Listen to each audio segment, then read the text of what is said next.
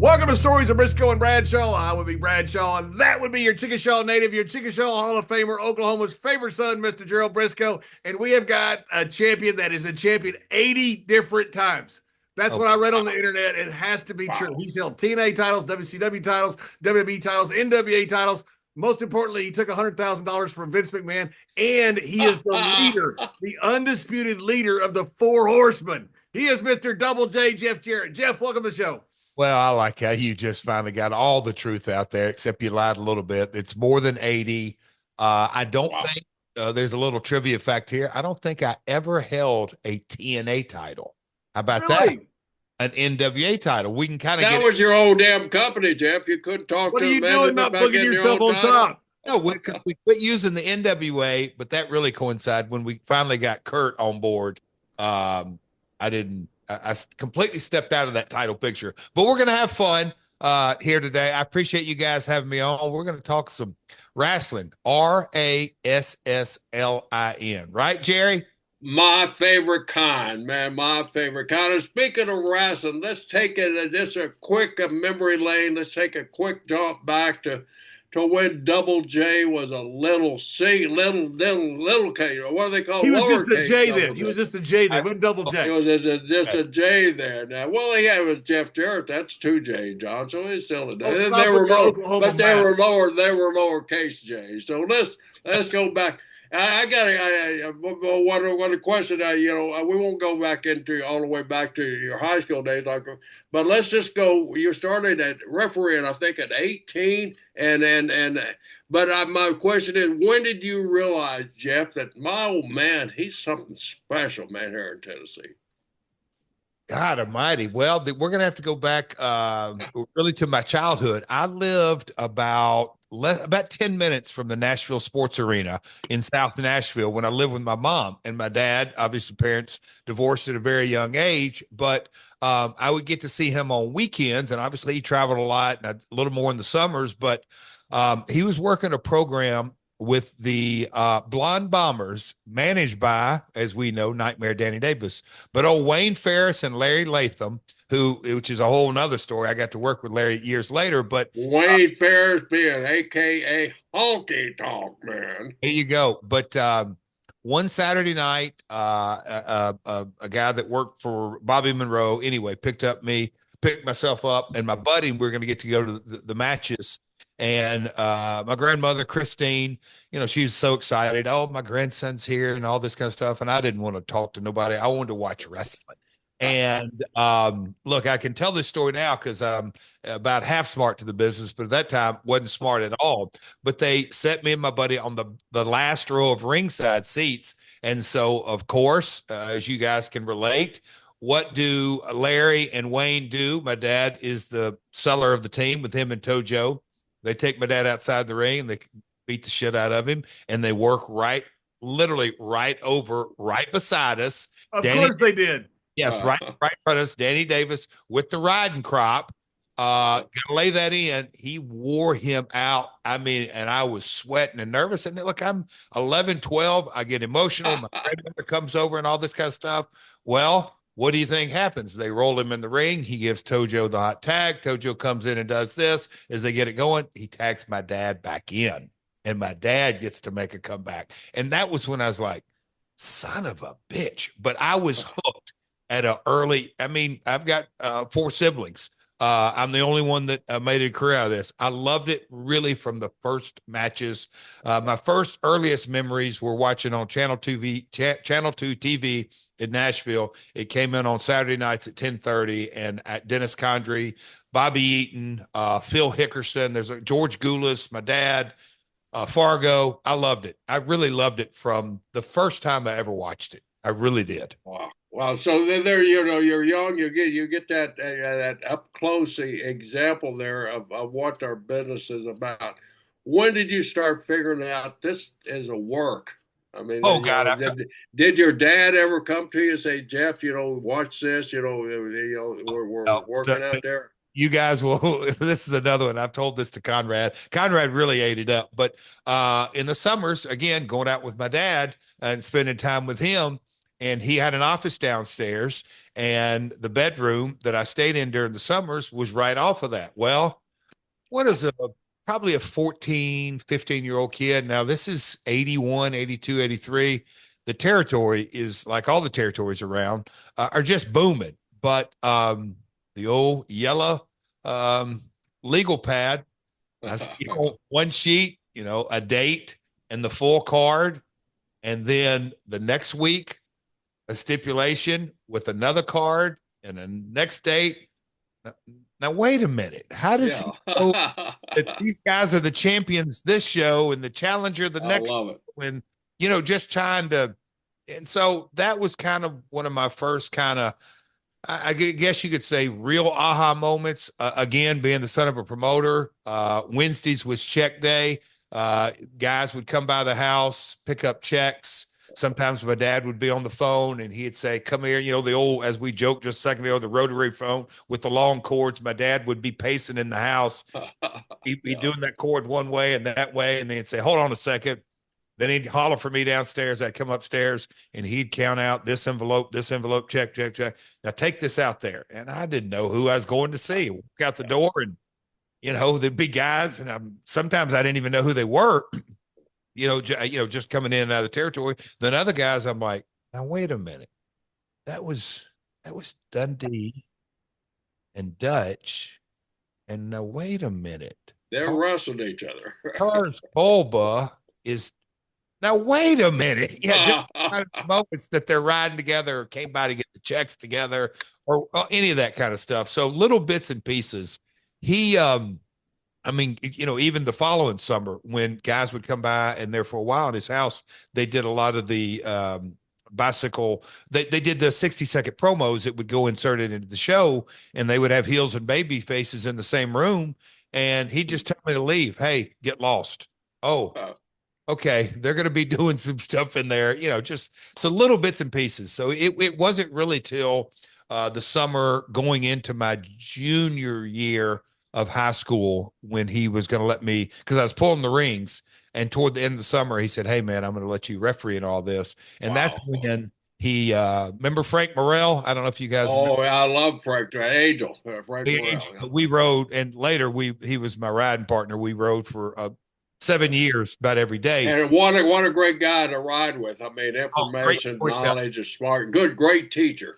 But my dad called him over, and that was the first match over at a little spot show in Arkansas. Mosquitoes everywhere, but my dad was real serious. And hey, don't worry, son. Frank's going to take care of you, and just like a real calming. You don't have to do much. Frank's going to tell you actually when to count the three, and he's going to say, okay, it's all this. Well. Okay, so I've got my game face on, and I'm, John, it's sports. Jerry, it's sports. Okay, I'm about to go out there and we got a real game. I mean, I wasn't in the ring 30 seconds. Frank, he's sitting there, he's got the mask so he could talk a little bit. Hey, man, your zipper's undone. Oh. Yeah. I mean, he ribbed me the entire time. Like, hey, man, give me your left hand. And I'm like, I said, you're right. It just, they screwed with me though. You guys can imagine, but that was the real education I got getting in. Yeah. You hear a funny story. Jerry Brisco, Scott Armstrong's debut as a referee. He's on TV and Jerry goes, Scott, I just want to tell you something. He goes, just kayfabe. He goes, but your zipper's halfway down. He goes, just move her down and zip up your zipper.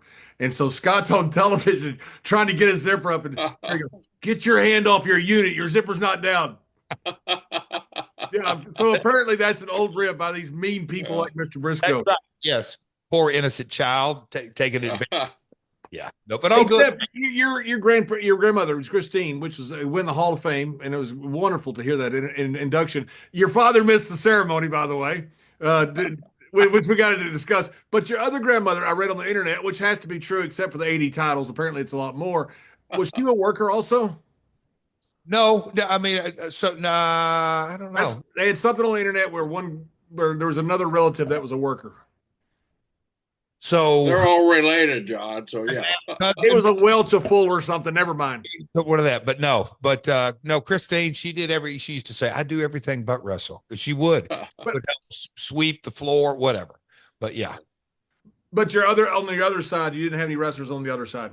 No, Eddie Marlin, my dad's dad went off to war, never came home, and my mom's dad was never around either. So the only grandfather I had, my dad, once he divorced my parents, married Deborah. That's my stepmother. Her dad, Eddie Marlin, used to be Tommy Gilbert's partner. Right. He worked in this territory, the only territory he worked, but he held a full-time job at Gates Rubber Company and wrestled 5 days a week until he started promoting shows. But his wife, no, she was a stay-at-home mom. Yeah. Well, if you don't mind, I know we're jumping all over the place, but tell the story about your father missing your grandmother's induction at the Hall of Fame. Oh, cauliflower hour. That's bless his heart. We all flew out there and he got out there because y'all were staying 3 days. I was out there one day, but Yeah. in his mind, it was the Saturday night event that was the big event, but we had the Friday night event. And so he flew his cheap ass, did not take the direct from Nashville to Las Vegas. He had a connection and the connection got delayed because he was, he leave Nashville early, so he could have got out there like at 3 in the afternoon. And so instead of getting out there at 3, he got there like it's 5 or 6. Oh, I'm just going to lay down a while because the big event until tomorrow. I'll get there late to the inducting. This night one of cauliflower, I can get there late because the induction for his mother was the next night. Well, he was wrong, as you know, John. We were there, and I keep looking at my watch and we keep looking at my watch. I'm like, okay, Pop ain't gonna slide in here. I mean, really cutting it close tonight. And as we know, that was Lawler. Did Lawler's one to find out? No, there's the text because Deborah goes, "We're asleep." I'm like, that's it. Yeah. Because I was texting her because I got worried about it. But yeah. Yeah, you were getting very, very nervous, very antsy. That's something may have happened to your dad. Yeah. And she finally responded, "Oh, I just woke up from a nap. Your daddy's still asleep." And she's still got your daddy's still asleep.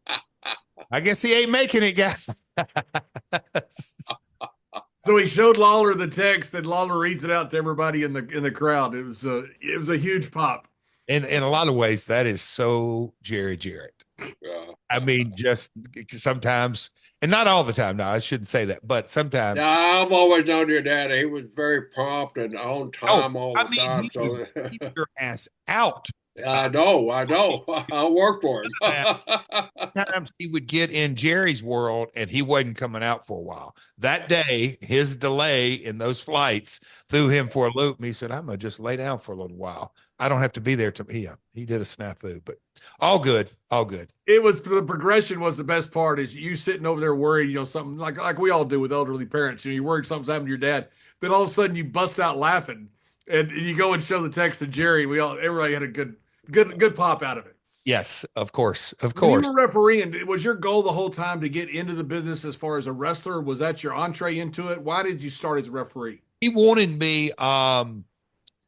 He was dead set. A lot of times when I start into these stories, people, I don't give the complete story. So let me back up. He broke in. First job he did was as a high school kid. He promoted shows because my grandmother broke in 1946 selling wrestling tickets, worked her way up to what we would call CFO. My dad was in high school, and I'll make this part short, but he promoted shows. Then he went off to college, played a year of college football, married my mom, had 2 kids. His boss got fired from Murray, Ohio. He's just like, "I'm out of this corporate world. I want to get back into wrestling. I can control my destiny." He wrestled for 7 years. And so he got into the business, both of them from a non-wrestling mindset and had it from a real business mindset. And that's the way he thought was best for everyone. He really believed in pay your dues and learn all facets. Well, he got over and Tojo was his partner and Roy Welch took him under his wing and he was booking. And so at that time, in the territory, Louisville, Memphis, and Evansville were the north end. Nashville, Tennessee, Birmingham, and Chattanooga were the south end. Nick Goulas was the promoter, and he ran the south end. Roy Welch ran the north end. My dad booked for Roy.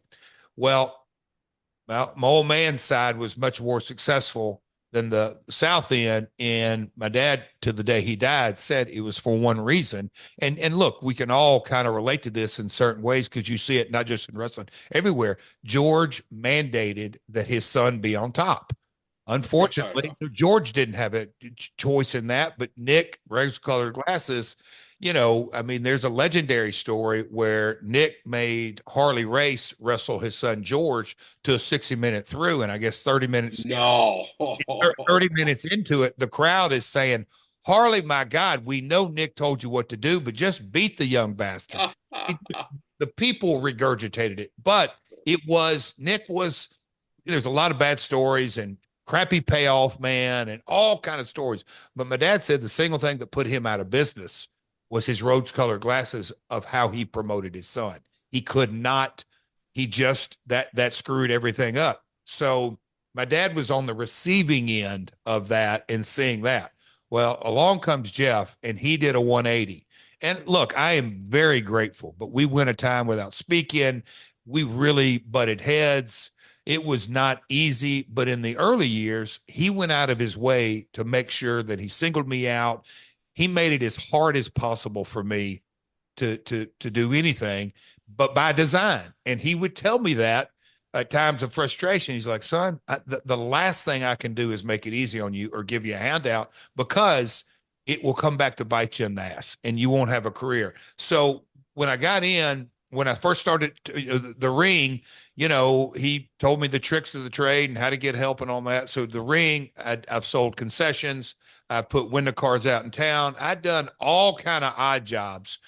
But John, Jerry, you could imagine a blonde-haired, blue-eyed, 16, 17-year-old kid that watched the Fabs and the Rock and Roll and Terry Taylor and Dundee. I mean, hell yeah, that's what I wanted to do. But the old man over here says, nope, you're going to learn everything you possibly can. And when I started refereeing and get in front of the crowd, I'd played sports, and just the roar of the crowd was just intoxicating in so many ways. But I kind of understood. I was old enough to know that my dad said, if you can learn to be out of the way, and the secret of a good ref is you don't know he's there. He doesn't screw up anything. Kind of really lean into learning how to be a good referee. He said, that's really, and he would always give his football analogy, because my dad was a football guy, I was a basketball guy, but he'd give his football. He said, if you don't really learn how to tackle somebody, you ain't good on defense. And if you don't learn how to run the ball hard on offense, he said, you're useless. So you learn how to do the basics in wrestling. And I did. I took that lesson. I've given that lesson to a lot of guys you better learn how to lose before you learn how to win, all the stuff we know. But he really ingrained that into me big time. Jeff, looking back on that, I mean, my brother Jack started in the business 5 years before I did. So I was basically like a sophomore, in between sophomore and junior year in high school. During the summertime, Leroy, because I was a wrestler and everything, Leroy wrestled Oklahoma State also, like my brother and I. And so he gave me a job driving that ring truck. And then, eventually the referee would get hurt or something like that, and I'd have to fill in for a referee. I go back, I look at those days. Those were probably the most important days, the foundation of my business learning, because as a rig truck driver, all the talents around you are there early. You get to sit down and talk to them. You get to know them. They give you, they feed you little bits and pieces of knowledge and everything. And being a college wrestler, they were wanting to know a little bit about wrestling. Then they'd teach me a little bit about the working thing. But that driving the ring truck and getting to referee at an early age, probably the most valuable learning lesson I ever. Do you feel the same way? Jerry, I've told this story recently. People are like, oh man, that I can resonate with it, because here's a story that even to this day, we've got Dynamite and Collision and Raw and SmackDown and premium live events, and I mean the business is Logan Paul and Mike Tyson, and we could go on and on how massively big it is. But to me, the business still really draws down to putting butts in seats. And how do you put butts in seats? You got to emotionally connect. JBL, the hard ass heel. At the end of the day, that was our job, is to emotionally connect with the fans. So one night, you kind of get in the groove of taking the ring, and I'm sitting back there, but still early that, okay, I'm gonna wait for the show to be over. And I was a little bit late after the last match, and my dad is about to get in his car and told Joe to leave. He's like, "What are you doing?" I said, "Oh, we got to get the ring down and all that." He said, "I know." He said, "What are you doing standing back here?" And I said, "Well, just kind of waiting for it to clear out." And he goes, "You're a dumbass." And I go, "What's that?" And he goes, "You are losing every opportunity to engage the people to help you." And I said, "What?" Guys, he dropped his bags. And so I'd say half the house had left, maybe actually a little more. It was thinning out. And of course, he's a talent. But anyway, he walked up there and he starts unlacing the ring mat. And he looks over at a guy and he goes, "Hey, man, I've got this started. I've got to go over here and do this other side. Will you do this for me?" So he got a big old burly guy, and that guy's doing that. He gets another one. So now he's got 4 people unlacing the mat.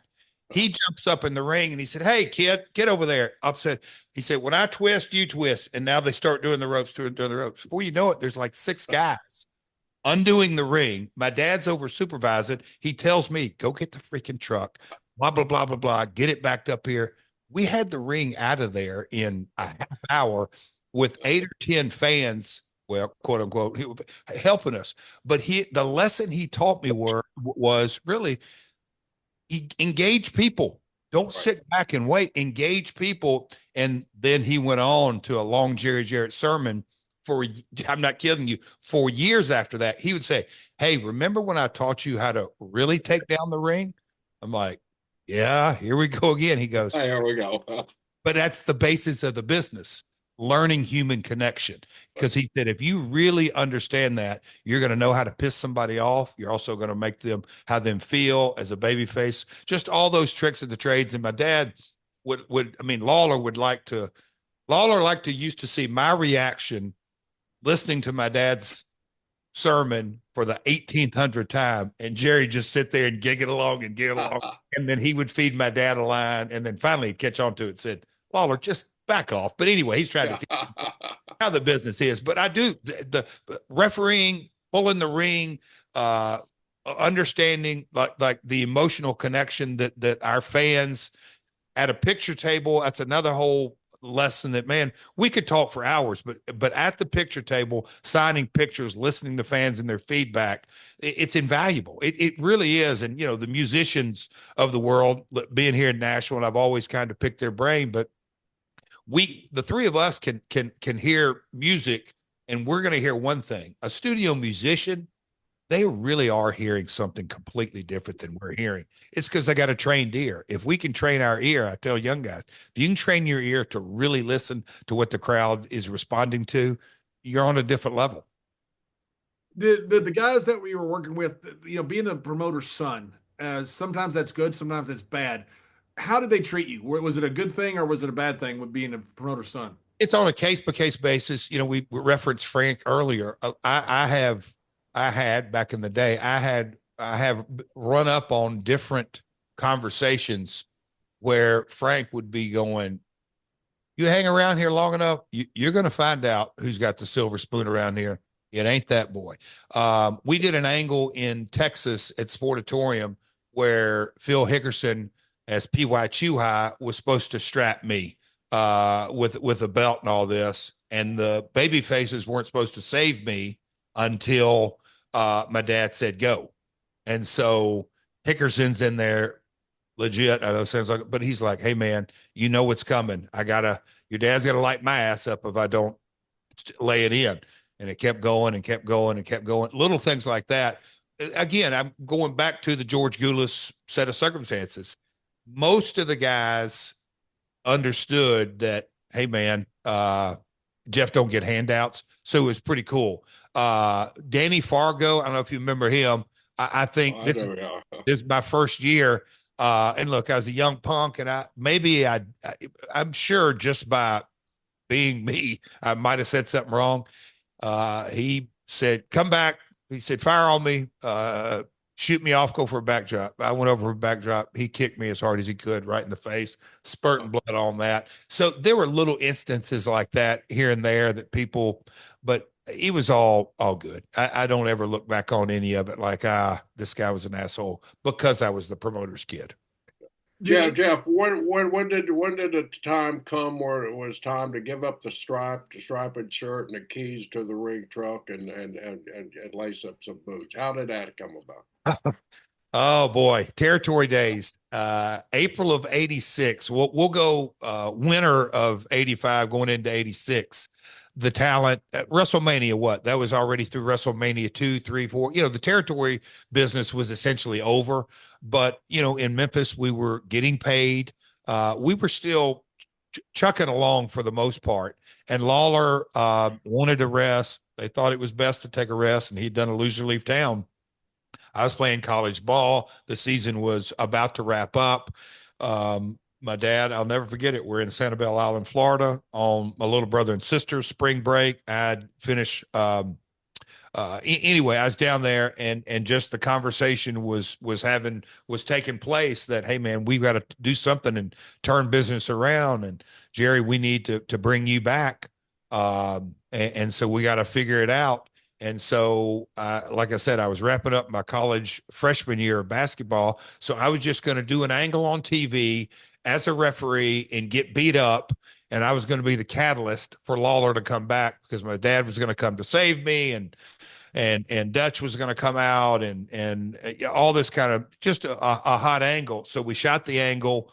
Dundee and Landale beat the shit out of me. My dad comes out. Because he did have he could only see out of one eye, so they went for his good eye, and just a hot angle, and Lawler basically came back, and that's the last known sellout in Mid-South Coliseum for the territory.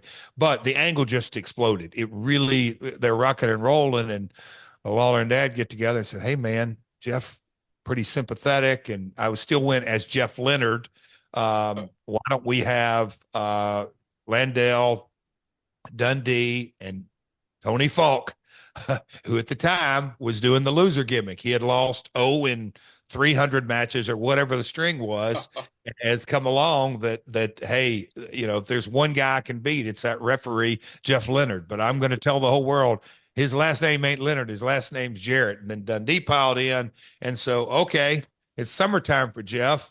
You don't have to pull the ring this summer. Do you want to have your first match? Well, what the hell do you think? Yeah, I do. Yeah, hell yeah. I had all intentions of going back and playing my sophomore year. And next thing you know, Pat Tanaka had been in the territory, and Paul Diamond and Tracy Smothers and Billy Travis and workers all of a sudden, wait, okay, this is pretty cool. And my grandmother, "You are going back to school?" Yes, Teeny. Yes, Teeny. Guys, I never went back to school. It was all she wrote. I know the feeling. And it's was your plan all along to be a wrestler? It just happened earlier. Yes, definitely. I mean, again, to this day, I'll watch a 11 p.m. West Coast NBA. I love basketball. My daughter is in college playing ball. I love the game. But I knew I wasn't going to make it to the NBA, but I really did because of my transfer year and all this. So I went to a junior college. My claim to fame is I left my junior college team, started wrestling. They won the national championship after I left. You laid the foundation. There you go. Okay, it needs to be on your Wikipedia, the national championship. Anyhow, my goal was play 2 years. The school in town, we were loaded with talent, man. Just as a junior college, you guys, I mean, just junior college basketball, it's a different kind of deal. Well, it's amazing. Junior college basketball, especially back then, was awesome. Freaking awesome. That had to be even Rodman was junior college basketball. I mean, just the athlete. I was the smart. Yeah, I was the white kid who could play point. But yeah, I loved it, and my plan was to go to a D1 4-year school. That never got around to it. But yes, my goal all along was, and I mean this.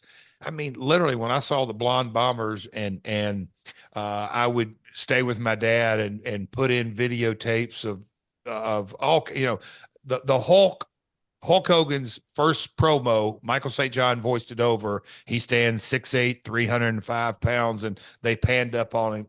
I watched that. I watched the video, the music specials of all the music. Lawler Dundee did one to Winner Takes It All. I mean, all that kind of stuff. My dad, in his office, he had all those different tapes and 3/4 inch, and he taught me how to do that. I would literally stay up late at night watching all. I loved it.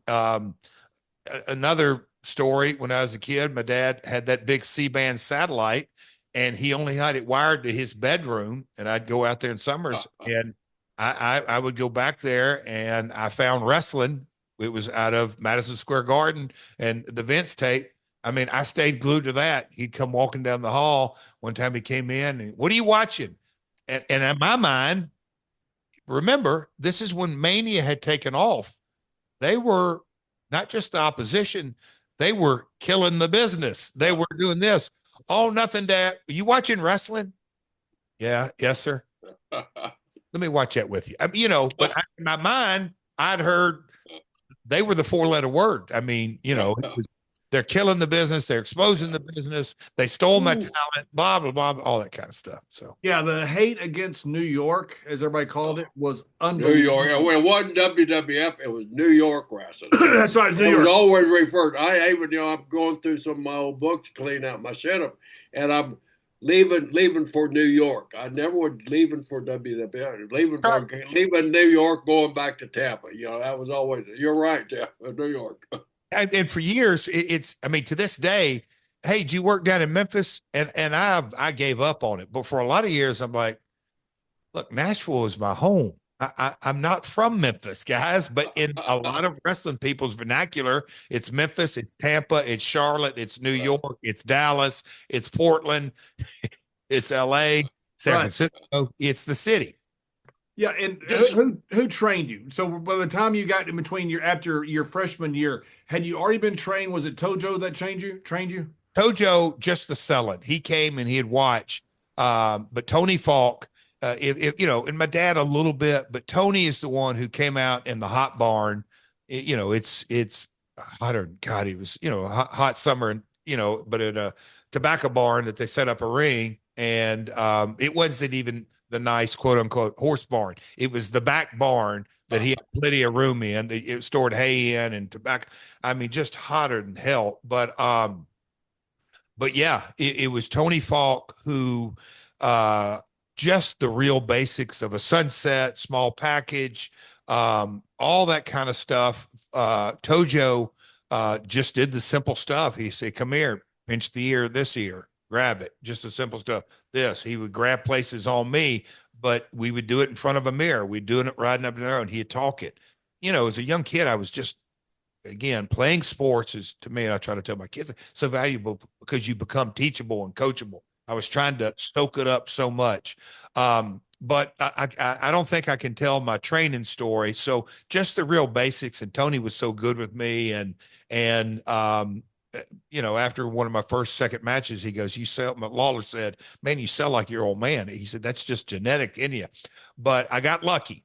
And here's where, by the grace of God, Akio Sato, Japanese fella who lives in Kansas City this day, and Tarzan Goto. Goto was a young man and a young boy, and Sato was going to bring Goto to a territory. And so he came in about 3.5, 4 months into my career. And up to that point, I had been in the ring with Tony, just very, very protected in 6, 7, 8 minute matches, and just the very, very basics. But my dad got with Sato and just said, hey, man, why don't you work with him around the loop this week? And about, 2 or 3 nights in, he goes, hey, Jerry, he said, hey, man, I'd really like to work with him. Let's try to figure out this storyline. And Tojo became their manager, and we did. And this is where people are like, what? Because I went back and counted on the months, and I think I've got a pretty good deal on it. But 17 straight weeks, and that is every Monday, every Tuesday, every Wednesday, every Saturday, and spot shows. So I got to have a game, not a scrimmage, because it's in front of a lot of people. I worked with him every night. He taught me positioning, everything from positioning to flying head scissors to all kinds of things, confidence. He would just, hey, keep your head up and little things. But the big thing is, and this is where, man, I hate to sound like the old timer, but you come through the. We are, Jeff. and I say this, if anybody's out there listening, the value of it is, it just rarely happens, in my opinion, these days. So we'd go out, have anywhere between 10 and 20 minutes, spot shows. My dad would tell Sato, hey man, go 25. Let him get the experience of going a little bit longer. So they would, do 2 sets of heat or a shine and a false heat, just all those kind of different things that I learned. But after the match was over, I mean, that's where I learned. He'd say, come here. And we'd sit down and we'd talk about it. And the post-mortem, call it something fancy, of the match, it is amazing as I look back on it. That was really my, education, high school education, if you will, or maybe even to college, because those 4 months, 16 weeks, that was every night, man. I got so many matches in and so much learning and so many little things. And my punches, he would really critique them and just say, hey, this and that, this and that. And again, I'm leaving a part out. He's the old timer that's on the apron. So I potatoed Goto a lot early in my career. Goto got to watch that and just like, hey, try this and this. And Goto, again, was a young boy. Hell, he didn't give 2 shits. He was tougher than nails, and he potatoed me back. But it was such a learning experience. Yeah, and one thing that people don't realize is when you have a shows like that, you're working in front of the same people a lot. So you're working the same person in front of the same people. That's a complete different dynamic. And now when you're coming back for this post-mortem, it's not because you went out there and you had the entire match planned from A to Z. Now, I'm not taking a shot at these guys today. It's a different world. They don't have the educational experience that you and I had. Right. He had, which is really a disadvantage to them. But it's a huge learning experience because you're working the same people in front of the same people that are in the crowd. That's a huge difference.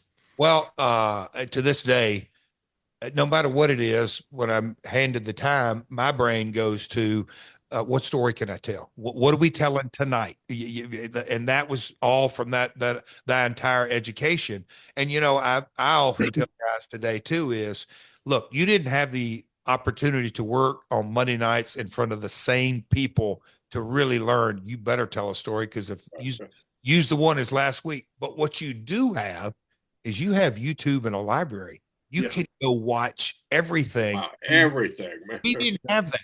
I learned every night by watching, and look, to this day, I wish Lawler could do it, but to this day, watching Lawler take a young guy, go up in the ring and basically sell for 15 minutes and build the people. And he's, oh man, it's a little quiet out there. Well, no, it's not quiet. He's really building something here. Yeah. A little bit of hope here and a little bit of hope here. But by the end of that, I get it. We're in a TV generation. I get all that. But learning to tell that story, that when he did pull the strap down, everybody in the arena stood up and said, here we go. You get to see it. Yeah, Jeff, you said something very important there. Tell what story you're telling by the crowd there.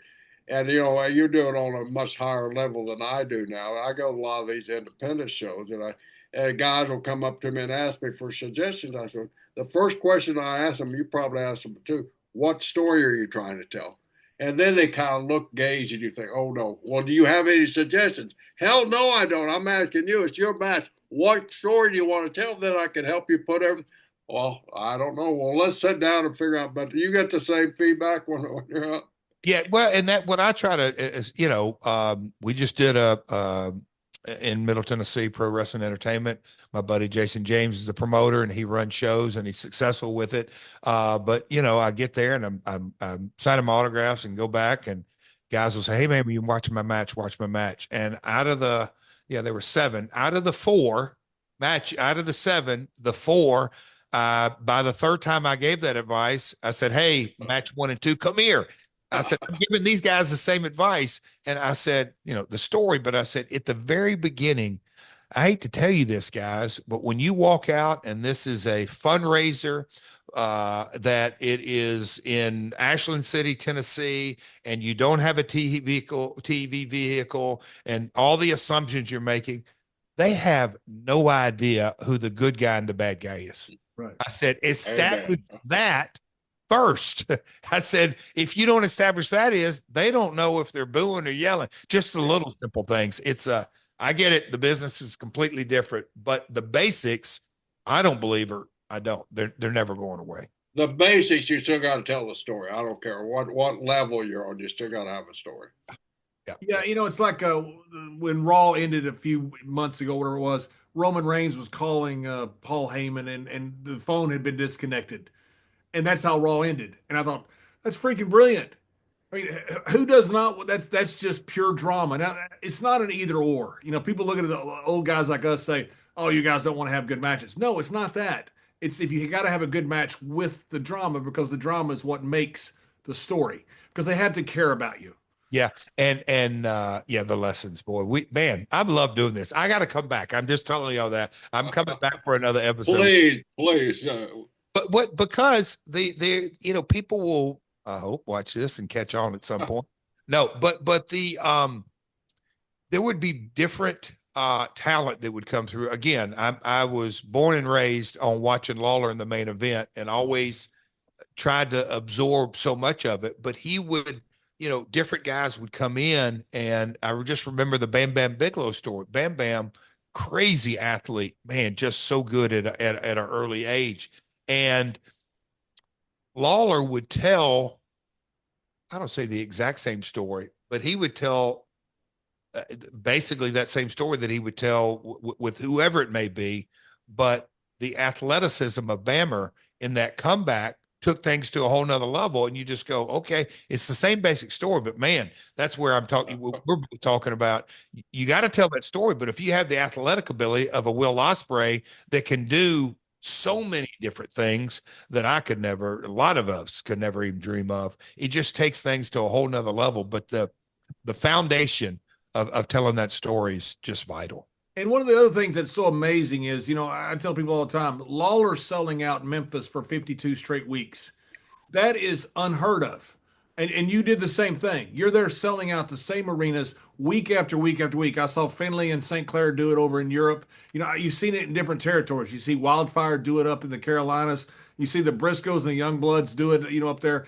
That's hard to do. It's really hard to get over. And it's hard to get over and stay over when you're going to the same town over and over, which gives huge kudos to guys who are in the territories who are able to get over, because that's a different dynamic to get over than it is really today, where you only hit Memphis maybe once or twice a year. Yeah. When I sit back, on our calendar at AEW, we've got Globe Life coming up in Dallas. We've got over United Kingdom, big event. We've got Philly, just the presentation of the product now. Obviously, I get it. It continues to evolve, but I think I'm doubling down on the importance that by the time you get to Philly or Dallas or whatever it may be, the more your story, like you just said, Roman getting the dial tone, and then what's going to happen the following week and the following week.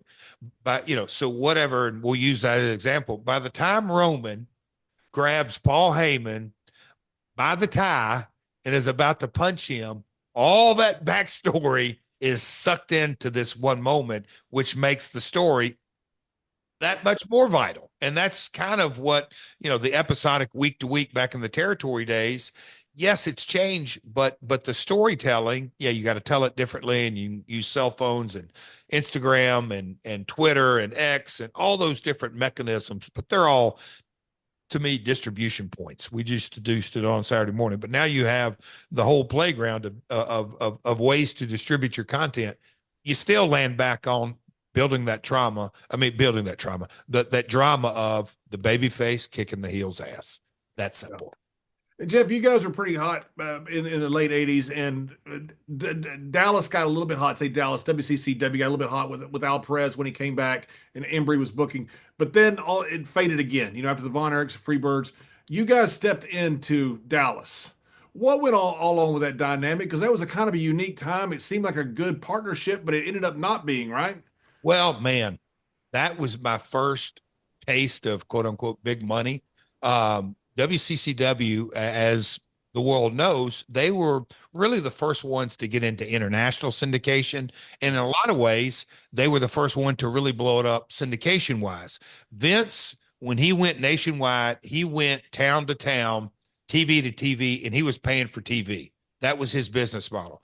WCW was actually behind WCCW. They were going in, giving the tape, bartering. So there was a syndication office. Max Andrews later got in, but that tape of WCCW was in a lot of ways nationwide. And so, a barter deal is WCCW got 7 minutes, the local network got 7 minutes. So they were making money off of national syndication. So when Michael Hayes on Monday night told my old man, hey, little man, they need your help. It's about to go under. Fritz has washed his hands of it. He's tired of the boys, obviously, and I can relate all the demons. But Fritz was just tired of Kevin and Kerry, honestly, and he was done with the business, not with his boys, with the business. Went out there, my dad just kind of looked at everything and goes, wait, you still have Channel 11, and Channel 11 was a super station, super powerful. And he went in and made a deal with Kevin and Kerry at 60, 20, 20. My dad had 60. Kevin and Kerry had 20 apiece, and he took over syndication in Channel 11. He wrote all the checks to get them out of debt, and the Channel 11 debt alone was over 100 grand.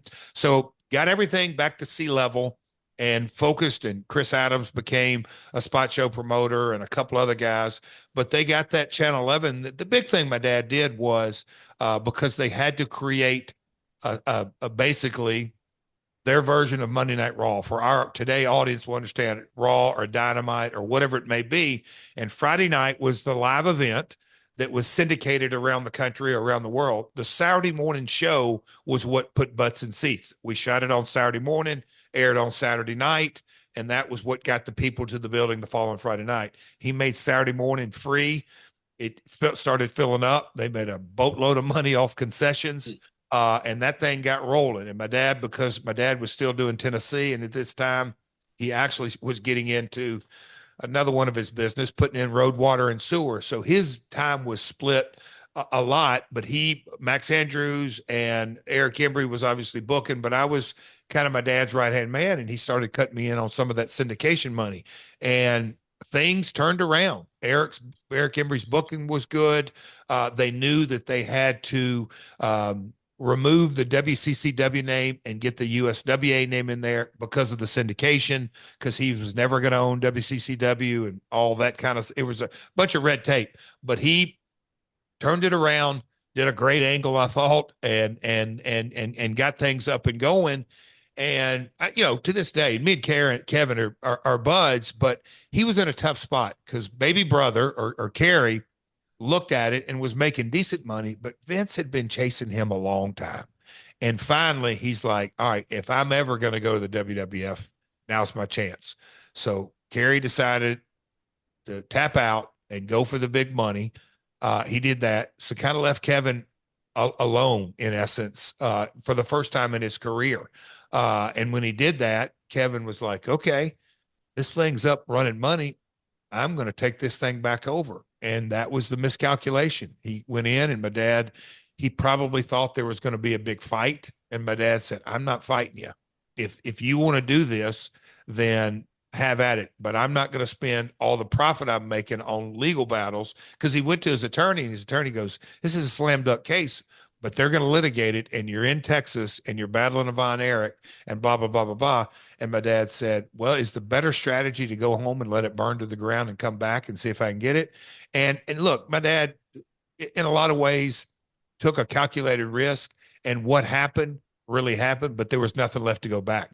He decided, have it, go back. We went back when Kevin goes, oh, no, I was just kidding. Let's try to work together. And then it really fell apart. And my dad went home for good, and then Global came along, and it just kind of fell apart. But the Channel 11 relationship, and this is, you guys can relate to this, the Channel 11 relationship was so severed in so many ways that the relationship became Jerry Jarrett in Channel 11.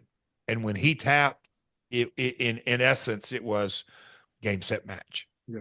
Did Vince want Kerry to get Texas, or did he want Kerry for Kerry, or both? Yeah, I mean, that's obviously 100% Vince question that could really answer it. Our perception, my gut, well, let me say this. My old man was shocked in a lot of ways that Kerry did go sooner. Because yes, it's a family business, but Kevin was involved and the dynamic of it. But when you look at 1989, 90, I mean, there wasn't a territory superstar that hadn't made the jump. I mean, Watts was depleted. By this time, Watts and Crockett and Florida and Jerry, the Florida situation, Don Owen, all the territory true. I mean, by that time, Brett had way long gone. There were no more territory stars except Lawler.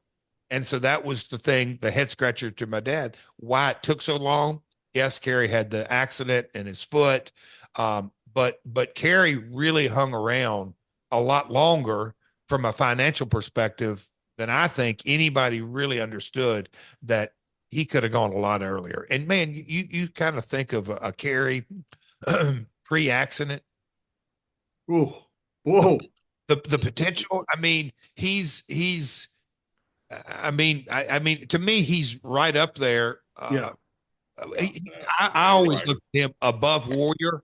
Like, I mean, just the potential just is sky's the limit for the guy. Like a dialed in Kerry, even in his partying days, but a dialed in Kerry and a dialed in Vince in his days. Oh.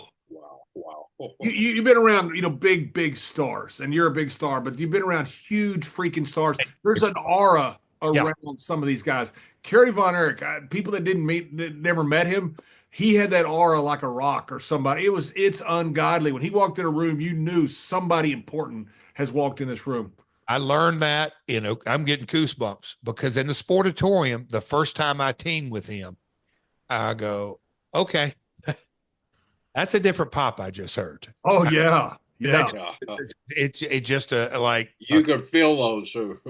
Yeah. It's just a completely kind of, it's a different level. I mean, it was something. He came out in Louisville one night, never really worked the territory, built, but just so the Louisville regulars had heard about him all, but weren't a mainstay.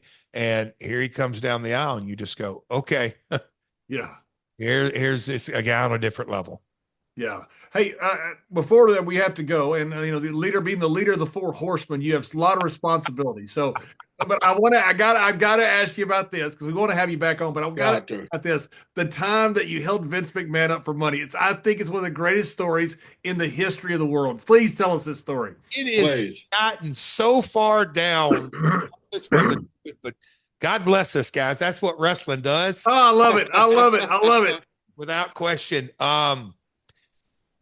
So as I was, as I was leaving WCW as the leader of the Four Horsemen, John. I mean, that's right. I was later, yeah. That's right. I signed a 1-year deal, October 96, October 97. And so I go back to the WWF in October 97, signed a 2-year deal. So here we are in October of 99. Well, same time, the Attitude Era is red hot. It's blowing and going. I had a couple of misfires. Our buddy Stone Cold wasn't real happy with me during the time frame. We hadn't quite made fences like we did now, but just things for the first year of my contract from 97 to 98. A stutter started. Robert Fuller came back. But anyway, I hadn't quite got the traction. I cut the hair. Don't piss me off. Started using the guitar, and things just started picking up momentum. I'll never forget Pat Patterson looked at me in his nice, fresh accent. What the fuck took you so long? You should have cut that hair 3 years ago. But anyway. It's like the worst idea of a hair match. You had a hair match and you look better afterwards. Yeah. We're like, that's not the point. You're supposed to look like Freddy Krueger, take it off, or Jason Voorhees with patches and stuff, You get there's a hair match, you become like this good-looking, really guy. I go, oh, come on, that ain't fair. Yeah, improve the look, right? So that was SummerSlam 98, X-Pac, cut the hair, get a little traction. Vince obviously was like, okay, I can do something with.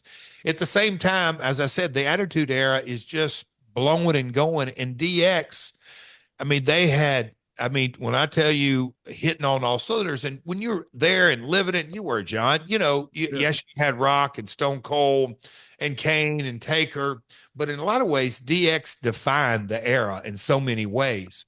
And Sean had gotten injured, so Hunter and Billy and Road Dogg and X-Pac, but China just kept building that entire momentum. And my storyline was over here, and it just you look on it, and me and Owen were the tag team champions in the first part of the year, and then the accident, and then the IC, and they decided to go with me with the Intercontinental Champion. Just all the dominoes that weren't really written. It happened, and then all of a sudden, just kind of the natural story, because China had continued to get that build. Well, with all this going on and Vince making a boatload of money, he's going to take his company public. So as he is, and if you guys remember, he's doing Raw and he's doing SmackDown, and then he's flying to Germany. And then the next week he's come back. He's literally investment bankers. All he was dialed in was taking my company public. It consumed him. So as far as the negotiations are going on, it was me and JR. And this has been talked about to death. JR, I get it. As Coach Bill Parcells said famously, if I'm coaching this team, if I'm making this meal, then I get to go to the grocery store and pick my groceries and cook my meal. I didn't fit into JR's plan, so to speak. And I get it. He wants to keep the team happy. And so the negotiations didn't really proceed the way I thought they should have at all. They were going south, as opposed to, like, I would be safe to say I don't think anybody on the roster was taking a pay cut. Most were getting bumps in pay just because everybody's making money. Jim was playing hardball with me, and I got that. Well, when it got down to kind of nut cutting time, and look, Vince did what it was. I mean, he was off doing his deal. I'm like, man, I'm going to be doing myself a disservice because I am a red hot heel. It is what it is. I'm rocking here. I at least have to explore my options. And so JJ was down there, and my dad, obviously long history with JJ and all this. And so I started putting feelers out, and they were kind of like, what? You're not? Yeah, no, I'd like to get a number from you guys. And it kept getting down and kept getting down. And I'm like, Jim, are you not going to give me any kind of like new offer? And he just, and again, water under the bridge, but I will never know. Nobody will never know really what the agenda was, but he didn't pursue it. And I'm like, all right, I got to do what's best for Jeff. And so, okay, WCW, send me the paper, because it was a hell of a substantial raise, quite a bit. And I agonized over that. And so made the deal, and the pay-per-view was on a Sunday. My contract expired on a Saturday. And Wow. so this is where it gets sticky. So the word got to, Jeff's not renewing. I'd let them know. Vince starts calling me on Thursday night, on Friday afternoon, on Friday night, and leaving me voicemails. Hey, let's talk. We need to work that. And by that point, there was nothing left to talk about. I'd already signed. Wasn't completely comfortable with the Jeff Vince relationship, but I knew JR's the head coach. He's running the show for all intents and purposes. I'm not going to beat my head. It just was what it was. So I had moved on emotionally. So I let Vince know I will be at your house show on Saturday night. Me and Road Dogg travel together, and I'll be at the pay-per-view on Sunday, and we will cut a deal, and we'll make this thing right, or we won't make it right. And so get to the building on Sunday, and man, hey, y'all, I don't know, I'm sure y'all have heard this story, but anyway, we get to the building, and I just was, none of it set right, because I knew I had worked for WCW. I had been under the corporate umbrella. I knew things were done differently. I was never happy there for the 1 year in the base that you didn't know who the boss was. And look, yes, Eric was the boss, then he wasn't the boss. And, you know, even in that year when he was 96, he was the tip top boss, but Kevin Sullivan was booker. And then this guy was assistant booker. As you guys know, it's a different environment and I come from the territory days where you knew who your boss was. So wasn't a boss. And so when I got there, in year one of that last contract with WWF, about halfway into it, because my wife was sick, I didn't make all the dates that, and Linda stepped in early in Jill's battle and said, leave him off. Let him come to TV, no house shows. And I'm like, no, no, no, no. And Jill said, no, no, no, you have to work. Linda kind of mandated. He doesn't need to make. Well, on my payoffs after year one, I was just under my downside. I didn't meet my downside. So JR, being the good businessman, after year one said, hey, man, you're going to blow way above it because year two, you're going to get the bookings, but we're going to lower your downside. We're changing the deal, JR. Yeah, you didn't really meet it. I've got to do what's best for the business.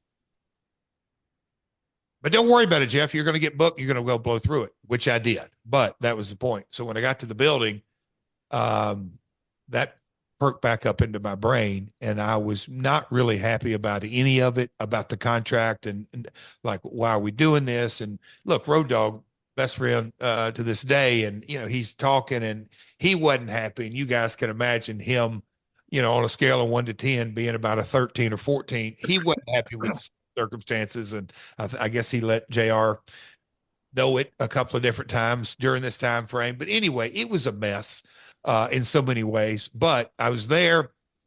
Under no set of circumstances was I not going to drop the title, because that's the deal. That right hand talked to left hand. JR was playing hardball, and rightly so. Russo, Ferrara, Bruce, Pat, Vince, Creative were the other side. They're writing Jeff as the IC champion, and my God, we've got a red hot program, male against female.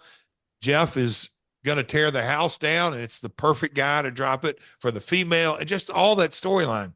Well, Vince, let's make this easy on both of us. What do you propose, Jeff? I said, well, I think we need to get all cleaned up and pay. Okay, talk to JR. So went out and talked to JR, and I said, he said, go talk to Jim. Jim, how do we think we solve this? He said, well, I don't know. I said, well, we got to figure it out, because once I drop this title, I got zero leverage. You can write me a check for $5 and we'll shuffle paper for the next 10 years, and I'm further in the debt. So I've got to cut a deal before the match, not after it.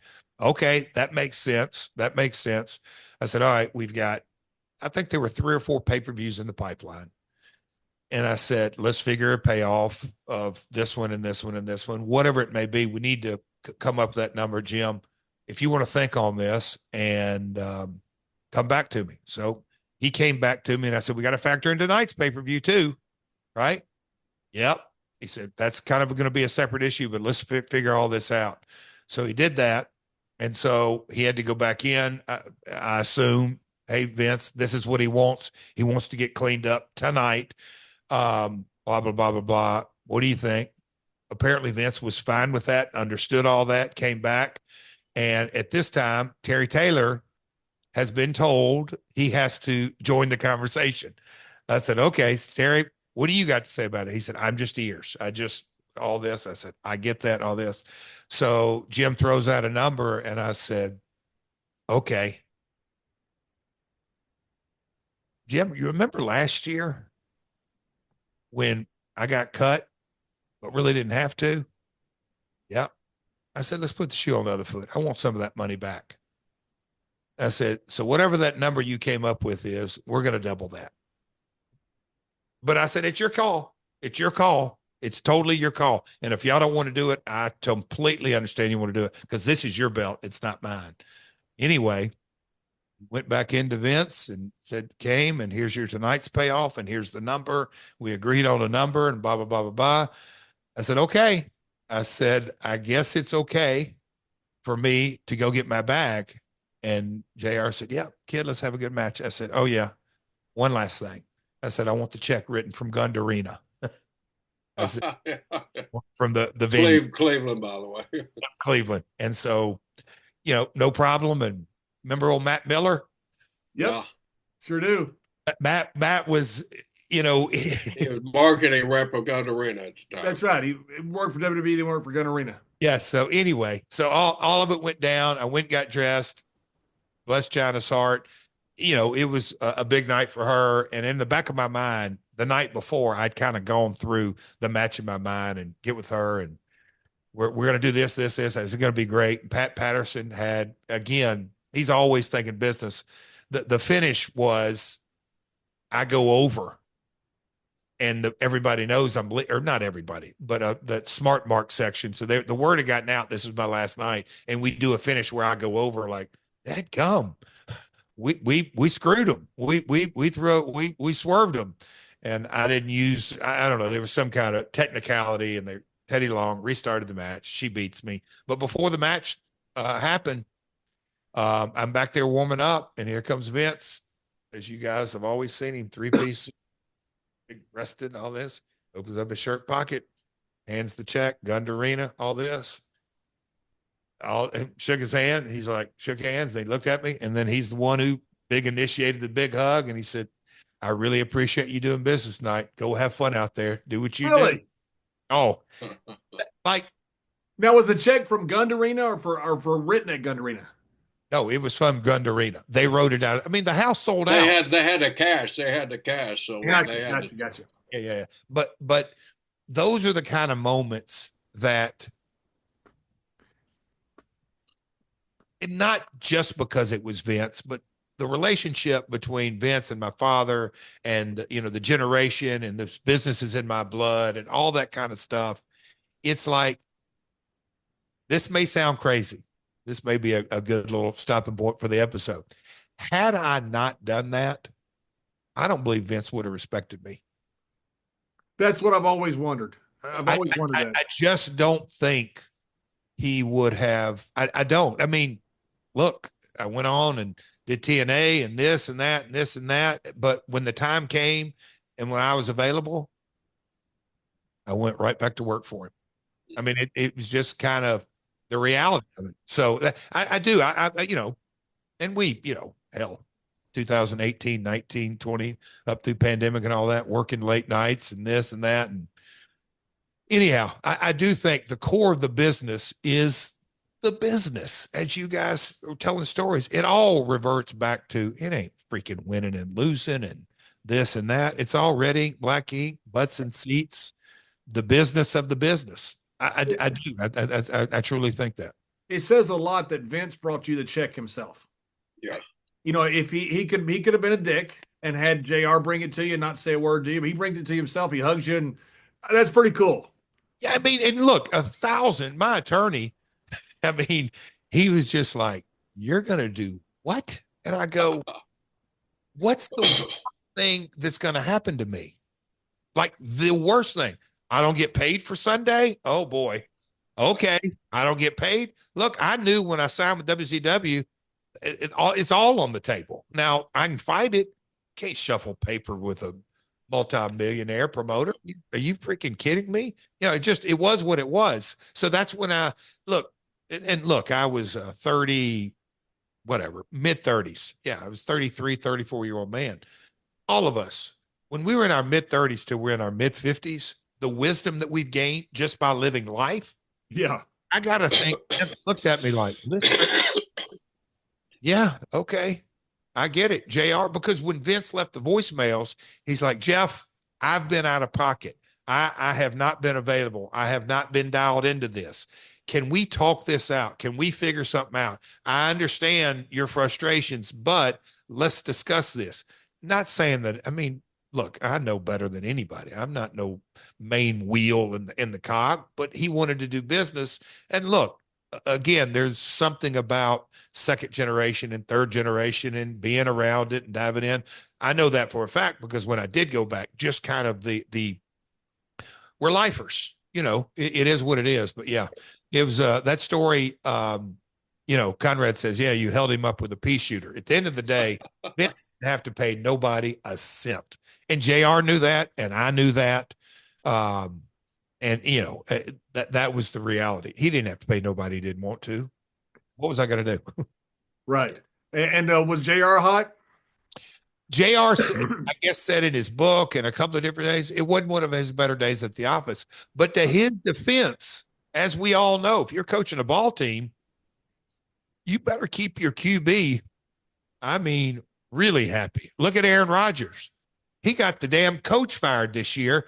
And what did that solve? Not a damn thing. And that guy's, it's life. It's the reality of politics and trying to do leadership. So Jim was doing, and look how successful he was doing it. So yeah, he's very successful. Oh, yeah. I don't know that there has been a more successful talent relations guy. To be honest, his track record kind of speaks for itself. That his talent acquisition is second to none. Yeah, fantastic. That whole team was fantastic. To me, what I've always thought was kind of amazing is it's one thing to have a good eye and get the all-star team pick. It's a completely different deal when and I used to tell Bob Carter, Dixie's dad, Bob, here's the nuts and bolts of wrestling. Every day when you go to an event, you're asking half of your employees to do something they don't want to do, get beat, whatever it may be. So you're playing a babysitting job, a political mind F. You know what? It ain't easy. And JR dealt with that every day with a bunch of lunatics in the 90s, including Bradshaw and Farouk. Oh, sorry. No kidding. No kidding. Well, Double J, hey, we went 10 minutes too long. You're the leader of the Four Horsemen, and keep the leader of Four Horsemen 10 minutes too long. That's a huge coup for me and Mr. Brisco. Yeah. Guys, we got it again. I'm sorry, I was going to ask one question. It'll have to be on episode 2. Did you inherit the chicken salad recipe? You know what? That whole thing, I don't know if y'all saw did y'all see the picture of Bruce online? No. I got to send it to you. Oh, please send it to us. Please.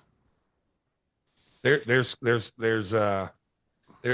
quite a bit of a resemblance between. Can we have time? Can I hold on one second? I just, if y'all don't mind. No, absolutely. Oh, we don't mind. You can. This is excellent. I think you guys are just gonna for a second. Hold on. Okay.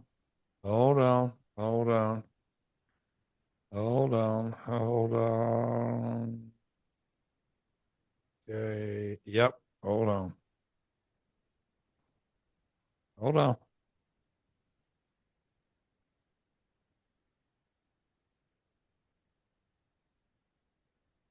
Okay. Bruce has like 3 friends, and me and Mr. Brisco are 2 of them, so that we do appreciate this. Have y'all got another one? Got your phones close by? I do. I got mine right with me. Oh, there it is. Oh yeah, he ate some chicken salad. Oh my goodness! Hey, just for a second. Tell me, guys, is that the guy who actually owns the real recipe to the chicken salad? I don't think there's any doubt about it. I don't think there's any doubt about it. This man right here owns the recipe to the chicken salad. There is no doubt about it. That is the greatest photo of all time. Thank you, Jeff. That's going to be my favorite photo. Yeah, I'm going to say this is my screensaver. I thought we had a good out a little while ago. This may be the best out. It is fantastic. Hey, Jeff, thank you very much for your time. We greatly appreciate it. We want to have you back on, but thank you so much for coming on. I'll just leave this here for sure. So I've had a busy morning, and me and Karen had to run right across town and then come back on the way back. And she knows I got to tell Karen hello for me. She knows she loves both you guys. And this is how she knows I got a bitty diet. I'm just like, oh my God, I don't want to cut them short, all this kind of stuff. She goes, oh, you're stressed. She said, damn, I'm glad you're fucking doing that today. John and Jerry will make you laugh. Bingo. Tremendous. Yes, that's what she said. We're glad to be of service. Good. Love you, my brother. See you down the line. Appreciate you, man, very much.